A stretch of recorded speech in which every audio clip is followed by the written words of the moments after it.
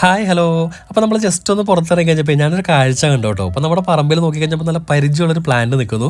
പോയി നോക്കിക്കഴിഞ്ഞപ്പോഴാണ് syngonium plants ആണ് കേട്ടോ. ഇതെങ്ങനെ വന്നു എന്നുള്ളൊരു പിടുത്തം കിട്ടുന്നില്ല. എനിക്ക് തോന്നുന്നു കുറച്ചാൾ മുന്നേ ഇവിടെ തന്നെ ഒരു പ്ലാന്റ് എനിക്ക് കിട്ടിയായിരുന്നു. ചിലപ്പോൾ അതിൻ്റെ ആ ഒരു റൂട്ട് കാരണം കൊണ്ടായിരിക്കും ചിലപ്പോൾ അവിടെയും വേറെ മുളച്ച് വന്നേക്കണം കേട്ടോ.